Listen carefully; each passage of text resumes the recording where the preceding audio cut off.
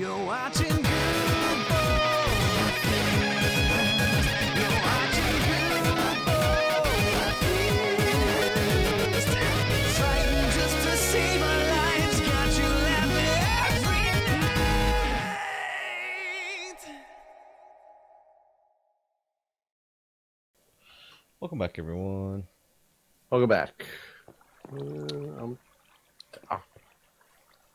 I can't wait to go see what you were talking about here. This thing that was built. Which one? Is the thing that you said was built out in the ocean? Oh, yeah. I logged in and I see this huge blue wall. And I'm like, why did somebody waste the time to put glass on here when we just got to destroy it? But it's actually on the side. Right. So it's like the final product, but somebody has seemed to have done a lot of work over there. Holy, they've done a lot of work over here. Yeah. It doesn't look like they've done any more actual digging out of water. They just like fancied up that side wall. Right. Well, no, they've gone a long ways back. Well, they didn't. Last time we recorded, that one strip was all the way to the back. Yeah, they had one strip all the way back, but there's a lot more gone now since then. Oh, is there? I guess maybe I didn't pay that much attention. Yeah, there's a lot of ocean missing here. This looks cool. They're almost done. What? No, I just came from there. There's no way that's almost done. They are, though. Well, I gotta come back. I'm looking for more gunpowder. I don't think we have any, man. We pretty much have used it all. Every time we kill creepers, I've been trying to. Yeah, but we've flown a lot. Yeah, I guess we do keep making rockets. You don't get gunpowder nearly as much as you feel like you get it, huh? Yeah. Maybe we should put looting on our swords, actually. That's actually not a bad idea. I wonder if there's any looting books. Do I have looting on my sword right now? Oh, I have looting 2 on my sword as it is. I do not. Maybe I probably a looting book. Okay. One thing they haven't done is put down torches anywhere they've cleared out. Did I tell you last week that our nanny randomly quit? No. 11 o'clock p.m. on one night. Quit. Was she working at the time? No. What happened? I told you there were some weird things going on with this woman, right? Well, I mean, whenever I met her, she seemed a little different. Yeah, she started getting like weirder and weirder and constantly sending like pictures of Bible verses and things like that. But it was just like, okay, whatever, can deal with that. She's a obviously very religious person. I am not a very religious person, but I'm not against my son being introduced to religion or whatever, going to church, this, that, the other, because she takes him to like church a lot. Okay, that's not a big deal to me. My wife is, somewhat religious. She wants to have him baptized and everything. So, that's her thing. But then it was getting just stranger and stranger where she was dropping these hints, and then she stopped she stopped sending me any pictures of Jack or anything during the day, but would only send them to like my wife and my wife's sister. And then dropping hints of like making sure he was safe at home. What? Well, and she didn't speak English that well, so it was sometimes hard to understand, like, even in text, like the written words were not always necessarily easy to tell what she was meaning by them. And it was hard to tell if we were just misreading what like text that she was sending to, my wife, or if there was really like she was concerned about something happening. We couldn't really tell what was going on. And then it seemed like for a while, for some odd reason, she was determined that I was doing something terrible to Jack. What? I don't know. And it was kind of funny at first because it was like, what could you possibly think that I'm doing? But then it got to the point where it was like, okay, something is not right here anymore, type of deal. And we like actually had to have a talk with her about like, there's nothing like terrible happening like at the house. I'm not sure what you really, think is going on type What of did deal. she? And then Did she ever everything like insinuate anything? Like, did you have any idea what she thought you were doing? And so not until the kind of close to the last day that she was there, I guess things had seemed to have gotten better for a while. Though we still thought she was okay. We're like, okay, something's still just not right. We need to move on from this nanny at some point because she's getting a little out there in terms of she was always very great to my son. Like, I don't want anybody to think that we're letting like this crazy woman take care of, my son. She was always really, really good with him. It was just, getting to the point where it was like, oh, wow, you're right. I did not see most of this stuff in the way that it is out here. Yeah. Ocean gone. Yeah. So, she was always very good with him. So it wasn't that I was, concerned that, she was treating him poorly or anything like that. It was just, it was almost like, oh, that's nice that she looks out for the family. She was concerned that something might be going wrong. Like, that's good. That's what you wanted in a nanny until it got, to the point where it was just a little. So you said right before the end, you found out what she thought was happening? Well, right before the end, I guess what she had sent, again, not to me, and she had sent me two pictures over the weekend. It was the same picture, but she sent it twice, and it was of a little, like, Jesus and Mary figurine or something like that. And I was like, okay, whatever. Like, I'm sick of this woman sending me religious, like, stuff, but I whatever. I can deal with that. But I guess she had sent my wife and my wife's sister a family counseling brochure. What the fuck?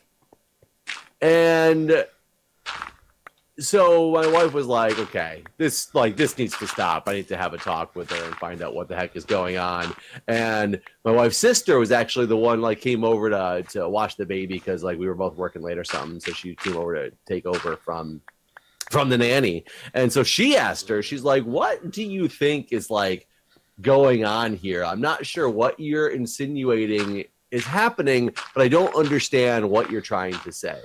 And she started asking if there was other men taking care of the baby. Who else besides me takes care of the baby? Because something's not happening right. What the hell? And she couldn't figure out what she insinuated from it. She kept trying to say, I don't understand what your concern is. And she kept trying to explain something to her. This is what, my wife's sister kept saying. She's like, she kept trying to explain something to me, but it didn't make any sense, is what she said. So, we all had to talk about it, that night. And we're like, okay, we're going to start clearly looking for somebody else because something's not, right here.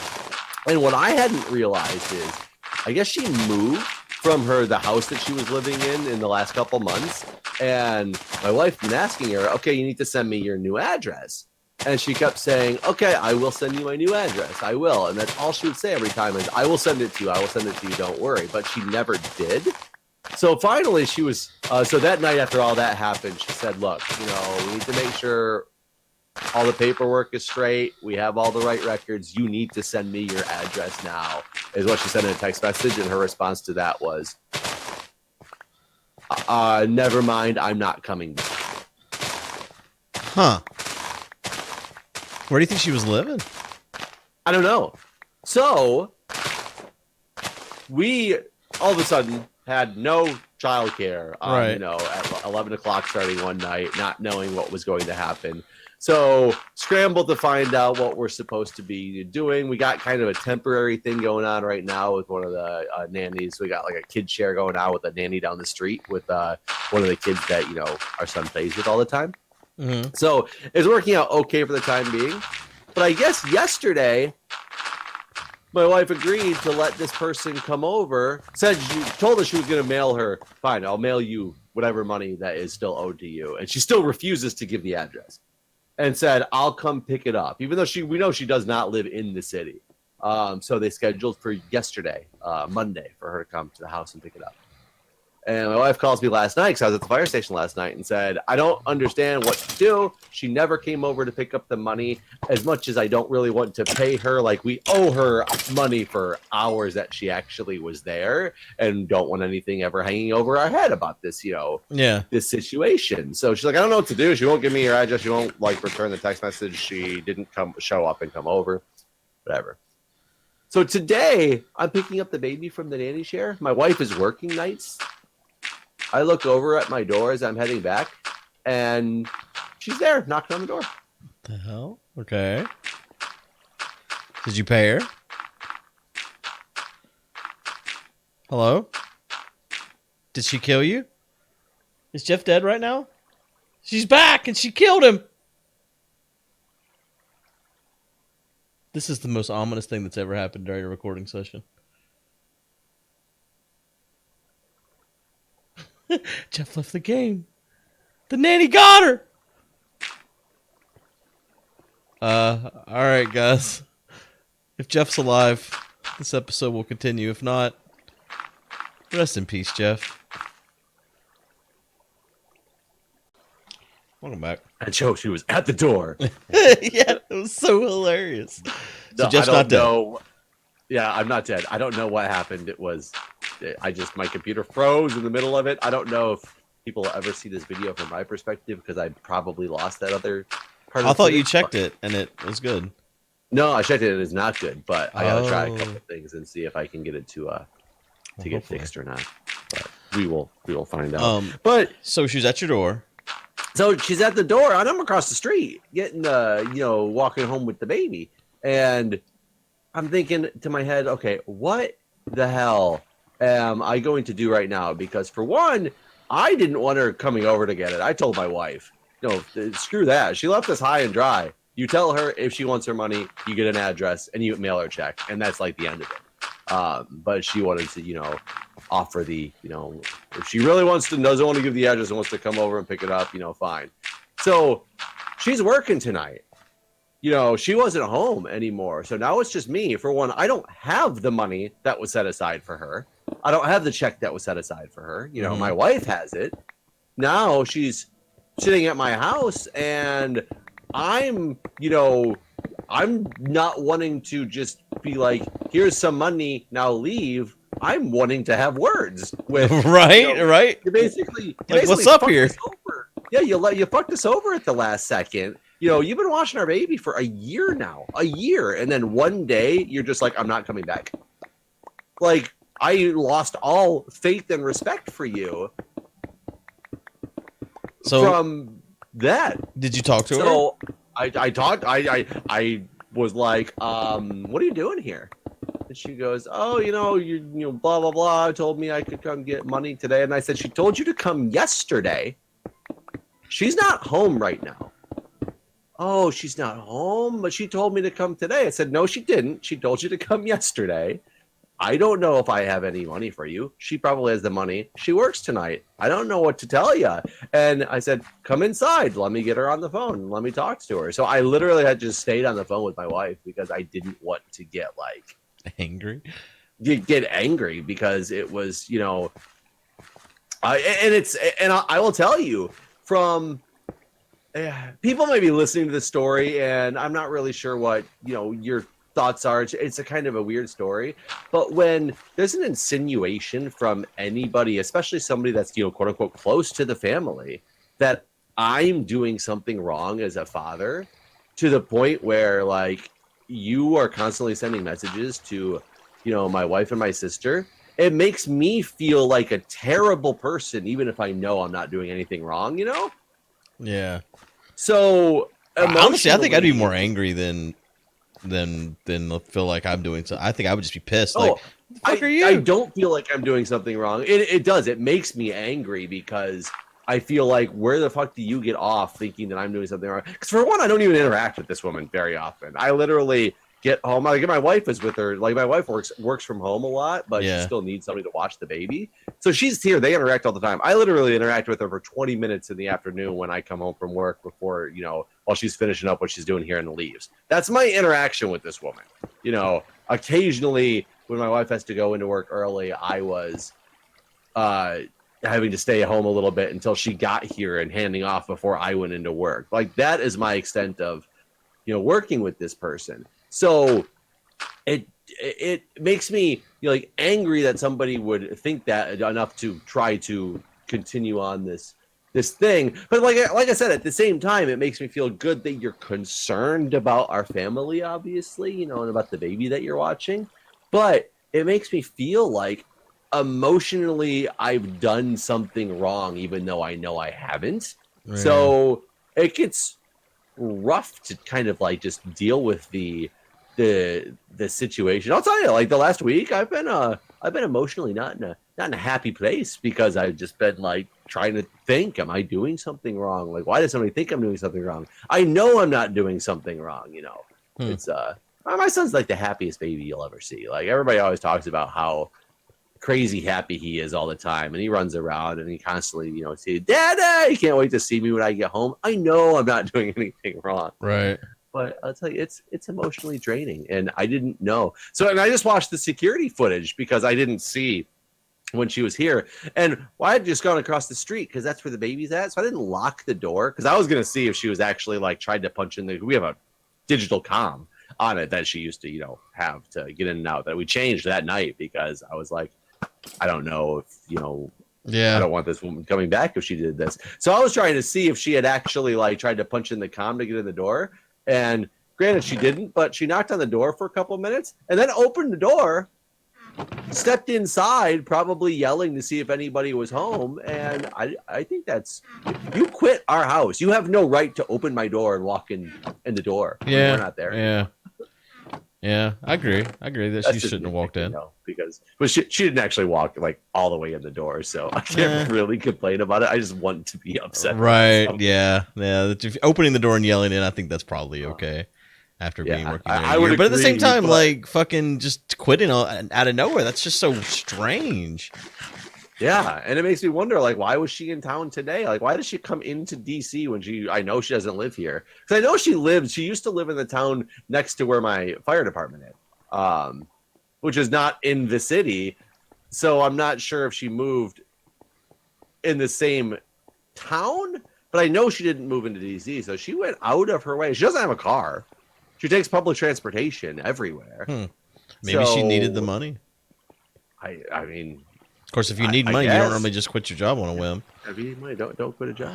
God, what is happening in my game? When I come down here, I am getting like the whole game. It's like Farlands or bust or something. It's like, where are you at? I'm getting like 1 frame a second, like down here in the farm.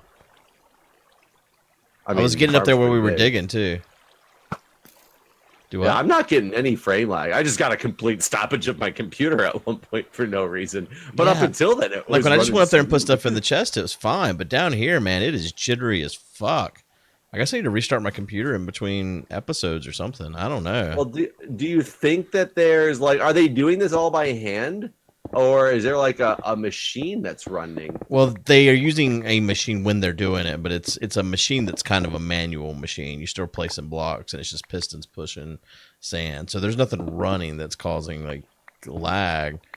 But man, something is off. People are gonna complain about where's all your frames, Guude? This is unwatchable. It's really funny now that you say that. Now all of a sudden, I started getting super frame rate issues. Out of nowhere. They came out of nowhere. Huh. Yeah, it's bad for me. Are you close to me now? I am. But I was close to you whenever I was talking about it a second ago. I was right below you. I can see you. Is it you? Are you emitting I'm emitting bad frames. I bring the problems. Yeah, something really weird. It's awful, though. Yeah, So let me tell you about what... Maybe it's all these entities on the ground. You need to clear your fucking inventory. Oh, I guess you know what? I guess it could be the entities on the ground because Jesus I'm Christ, I bet definitely it not picking is. shit up Holy anymore. shit, Jeff. There's so much shit up here. I've been doing work. You know what? It's getting... Well, you know what? I've been doing work too, but I go to the chest every time my inventory's full. Every time? Every single time. And you're not being efficient, sir. What do you mean? We should make chest closer to you. That's just like taking a break, you know. It's that Futurama episode when they go to that spa, which turns out to really be like a labor camp, and the guy who was like the efficiency dude was like, why are we just wheeling these wheelbarrows of stuff out of the coal mine full of coal and then wheeling them back in empty? Why don't we use that time to wheel in like the equipment we need for the next run? Like, be more efficient. You know what I've been doing the whole time we've been doing this is going behind you and cleaning up after you. Like every recording session. Well, it seems like I don't need to do cleaning up then if you're doing it for me. If I can't It's fucking like I move got an because I ain't got no assistant, right? frames, I can't even clean up after you. And I will say, now that I've picked up all your shit, my computer is running much better. So I think that is I'm actually glad what to it know was. that my shit can fuck up your computer. So let me tell you what has happened to me. So a water main bust on my road like a week ago. This happened. Okay. This happened a little while ago as well, and they fixed it like Yep. that night. I think I told you about it then. That was the one where you decided to ignore the cop and just go through his barricade or whatever, right? Yeah, it is. I think it was volunteer fire actually is who it was. It wasn't a cop, but anyways, yeah, I did. And he got all pissy, and I just went, and I guess he realized that I was in the right because he never saw me again. But the same water main bust again, and this time it must have been bust for a real long time because it's like the water main was at the same as an area of a creek, and it took the road out. Like there is a creek running there now. The water main like sprayed underneath the road to the point that the whole road crumbled into the creek. Okay. And there's just no road no more. Just road gone. No, road gone. Yeah. No more road. And so it's been it's been over a week now since that happened. And so my daughter started school this week, and the bus driver was like, I can't turn around anywhere because it's like my house, like two more houses, and then the bottom of the hill there's the creek. And she said that they went out and looked, and there was nowhere that they said was okay for her to turn around. But I was gonna ride the bus this year, and so I was like, well, I guess she's going to be picked up and dropped off until they fix this thing. And so the bus driver called me and was like, all right, I've worked something out on the other road beside you. There's a kid's house, and they get dropped off, and your daughter can get dropped off and picked up there. I was like, okay, that's fine. So that was already weird to me because it's just like, it's just this house. And so today I went to go, like she told me what, well, that's the other thing. It's like stresses me out. Like a parent, parents have to be there obviously to get their kid until they're in third grade. So like if there's not a parent there, the bus driver won't even let them off the bus, which makes sense. It's not the way it was when I was young. Oh, I know, man. When we were young, fuck it, just get off later. Yeah. They didn't give a shit if your parents were there. Yeah, no, like in fact, it's like if you're not there twice, like if you're not there the first time, they'll bring the kid back to school and call you. Second time, it says they called Child Protective Services. So like, yeah, you can't fuck around. Basically, you better be there when it's time for your kid to get off the bus. Yeah. I guess once they're in third grade, they don't care no more, and now they can just get kidnapped, whatever. So anyways, I'm parked in this driveway today, this man's driveway at his house, and I'm sitting there fucking like, I'm having like a panic attack basically, because I'm like, man, I'm just in somebody, like I ran through the scenario in my head. I was like, all right, when I get there, I'm going to go knock on his door and just be like, hey, I'm going to be parked here because, the water main's out on the other road, and this is what they said to be or whatever. And, I mean, the bus driver called you. Didn't he call the other guy and say, by the way, other parents are going to be sitting in your driveway? No, sure didn't. And so when I got there, I drove by, there wasn't anyone there. And I came real early. Like she told me that the bus would drop her off around 4 or 5 to 4:10. And I like left my house at... You're there at like 1 to 30. I was there at 3:30 actually.